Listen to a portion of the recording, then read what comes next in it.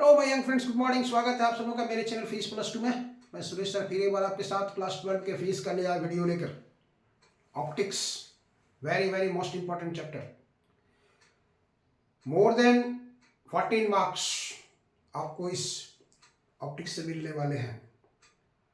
आप मेरा जो वीडियो लॉन्ग आंसर के लिए गया है, लॉन्ग आंसर में कितने इंपॉर्टेंट क्वेश्चंस हैं 2024 के लिए, जैक बोर्ड के लिए, उसको हमने क्वेश्चन भी दिया है और उसका आंसर भी लॉन्ग क्वेश्चन का लगभग पूरा कर दिया है।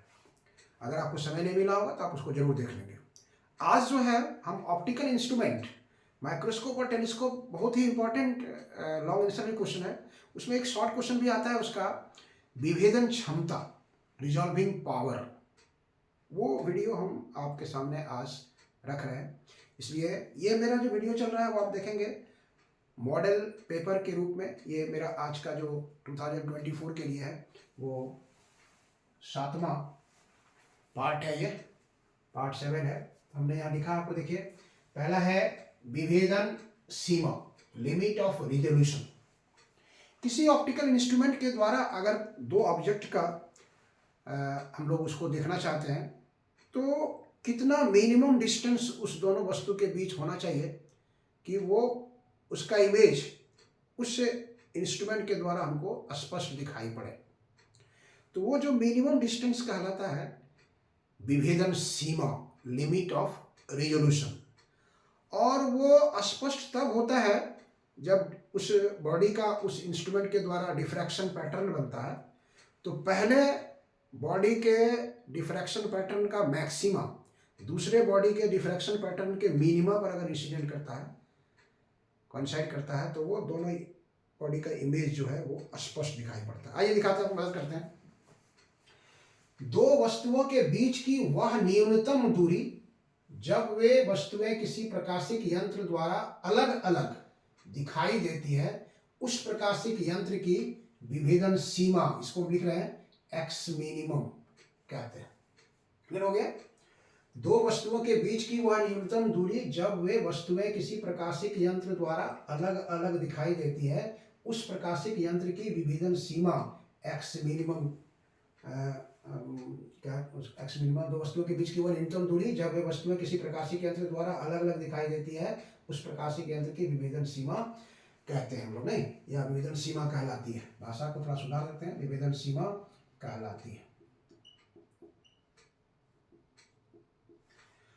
दोनों वस्तुएं स्पष्ट तभी दिखाई पड़ती है जब प्रकाशिक यंत्र द्वारा उत्पन्न एक के विवर्तन पैटर्न का मैक्सिमा दूसरे के विवर्तन पैटर्न के न्यूनतम मिनिमा पर पड़ता है। देखिए यहाँ पर पहले बॉडी का डिफ्रैक्शन पैटर्न का ये हुआ, इसका मैक्सिमा यहाँ है और दूसरे बॉडी का मिनिमा यहाँ है।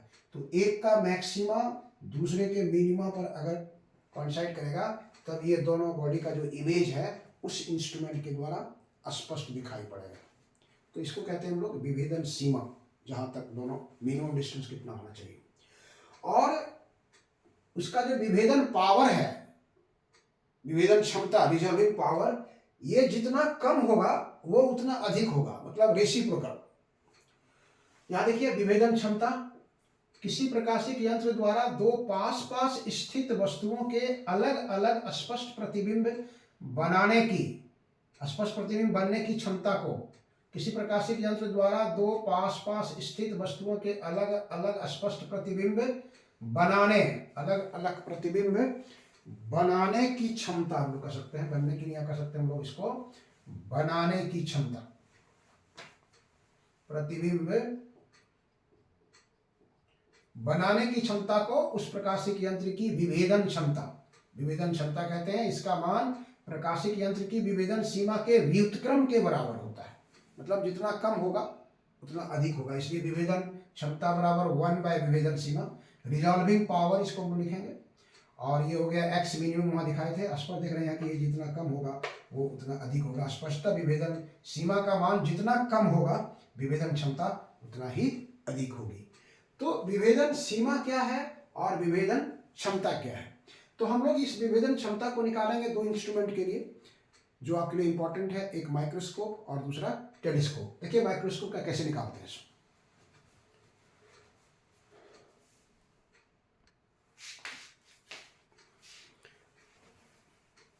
हम लोग निकालते हैं रिजॉल्विंग पावर, दो ऑप्टिकल इंस्ट्रूमेंट, माइक्रोस्कोप और टेलीस्कोप। तो माइक्रोस्कोप जो है सूक्ष्मदर्शी की विभेदन क्षमता हम लोग कैसे निकालेंगे? विभेदन क्षमता निकालने के लिए आपको विभेदन सीमा चाहिए। तो विभेदन सीमा हम लोग यहाँ पे शॉर्ट क्वेश्चन में निकाल रहे हैं, शॉर्ट क्वेश्चन के लिए डिराइव कर रहे हैं, वेरी वेरी शॉर्ट क्वेश्चन में आएगा। तो डायरेक्ट फॉर्मूला हम यहाँ पर आपको लिखते हैं उसके लिए कि सूक्ष्मदर्शी के लिए विभेदन सीमा का जो फॉर्मूला है एक्स मिनिमम का 1.22 lambda by 2 mu sign beta, 2 mu sign beta है। हम लोग कंपाउंड माइक्रोस्कोप में देखते हैं, यहाँ पे एक ये आपका अभिदृश्यक है, यहाँ वस्तु है, यहाँ पर ये एंगल बना रहा है, ठीक है, और ये जो है इसके फोकस दूरी पर है, फोकस दूरी पर है। तो आप देखिए लैम्डा क्या है, तो लैम्डा कहता है प्रकाश का तरंग दैर्ध्य, ये फॉर्मूला में लैम्डा प्रकाश का तरंग दैर्ध्य। बीटा क्या है, देखिए सूक्ष्मदर्शी के फोकस पर अभिदृश्यक लेंस के द्वारक के व्यास द्वारा बना अर्धकोण। सूक्ष्मदर्शी का फोकस जो है, सूक्ष्मदर्शी के फोकस पर अभिदृश्यक ये है, अभिदृश्यक के द्वारक मतलब ये द्वार हुआ, द्वारक पर ये अर्धकोण यहाँ बना है बीटा, देख रहे हैं, लेंस के द्वारक के व्यास द्वारा, व्यास तो यहाँ से यहाँ तक टोटल है ना, तो अर्धकोण ये हुआ, ये टोटल कोण होगा, बना अर्धकोण है ये बीटा। और म्यू हो गया, यहाँ वस्तु है और यहाँ लेंस है, इसके बीच में कौन सा मीडियम है, ये वस्तु और अभिदृश्यक के बीच के माध्यम का अपवर्तनांक है, इस दोनों के बीच के माध्यम का अपवर्तनांक है, वो कौन सा मीडियम है उसका रिफ्रैक्टिव इंडेक्स है, तो वो एक्स मिनिमम उस पर डिपेंड करता है। रिजॉल्विंग पावर जो होता है reciprocal of limit of resolutions, resolving power विभेदन सीमा के व्युत्क्रम के बराबर होता है, इसलिए आरपी बराबर 1/x मिनिमम 1 बाय इसका वैल्यू पुट कर दिए 1.22 lambda by 2 mu sign beta, तो ये ऊपर चला जाएगा नहीं, इसलिए आरपी बराबर 2 mu sign beta by 1.22 lambda. अब ऊपर जो है उसके डायरेक्टली प्रोपोर्शनल होगा और नीचे जो है वो इन्वर्सली प्रोपोर्शनल होगा। म्यू का मान बढ़ाएंगे रिजॉल्विंग पावर बढ़ेगा, लैम्डा का मान घटाएंगे रिजॉल्विंग पावर बढ़ेगा। इसलिए अलग से भी क्वेश्चन आता है सूक्ष्मदर्शी की विभेदन क्षमता को आप किस प्रकार बढ़ा सकते हैं, तो आपको देना पड़ेगा वस्तु और लेंस के बीच के माध्यम का अपवर्तनांक बढ़ाने से, और बड़े द्वारक का अगर आप दर्पण ये लेते हैं, बड़े द्वारक का अगर आप लेते हैं तो ये एंगल बड़ा बनेगा, साइन बीटा का मान भी अधिक होगा, और लैम्डा प्रकाश का जो जिस प्रकाश में इसका यूज कर रहे हैं उसका वेवलेंथ जितना कम होगा उसका रिजॉल्विंग पावर उतना ही अधिक होगा। दूसरा है देखिए यहाँ पर दूरदर्शी की विभेदन क्षमता, टेलीस्कोप। तो टेलीस्कोप हम लोग जनरली हेवनली बॉडी को देखने के लिए देखते हैं, तो वहाँ पर जो एंगल वो आएगा मिनिमम डिस्टेंस, उसको हम लोग कहते हैं कोणीय।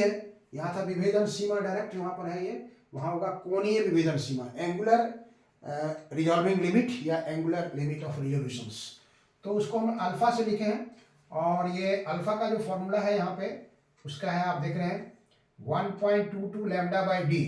तो लैम्डा तो यहाँ भी वेवलेंथ था लाइट का, यहाँ पर भी वेवलेंथ है लाइट का, और डी है ये अभिदृश्यक के द्वारक का व्यास, अभिदृश्यक के द्वारक का व्यास, मतलब ये अगर है द्वारक, ये अभिदृश्यक हो गया आपका, ये अभिदृश्यक है, तो अभिदृश्यक का जो द्वारक है यहाँ से यहाँ तक, ये इसका व्यास हो गया डी, ठीक है, अभिदृश्यक के द्वारा।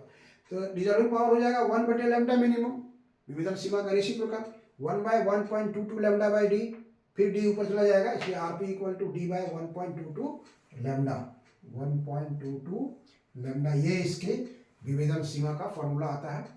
तो यहाँ पर डी का मान बढ़ाएंगे तो रिजॉल्विंग पावर बढ़ेगा। लैम्डा क्या है, टेलीस्कोप आप देख रहे हैं, सनलाइट में अगर देख रहे हैं तो सनलाइट के लिए लैम्डा जो है उस पर हम लोगों का कोई कंट्रोल नहीं हो सकता है, उसके हम वेवलेंथ को घटा बढ़ा नहीं सकते हैं। दूसरा अगर लाइट में यूज करेंगे तब वहाँ पर ये आएगा इसका कि RP is inversely proportional to lambda. Sunlight में हम लोग इस पर कंट्रोल नहीं कर सकते हैं। तो ये रिजॉल्विंग पावर और लिमिट ऑफ रिजोल्यूशन दोनों था टेलीस्कोप के लिए, और यहाँ पर था माइक्रोस्कोप के लिए। तो अगर इस तरह का वीडियो आपको अच्छा लगता है तो इसको लाइक, सब्सक्राइब और शेयर कीजिए। ये 2024 के एग्जामिनेशन के लिए बहुत ही अधिक इम्पॉर्टेंट। चलिए, थैंक यू।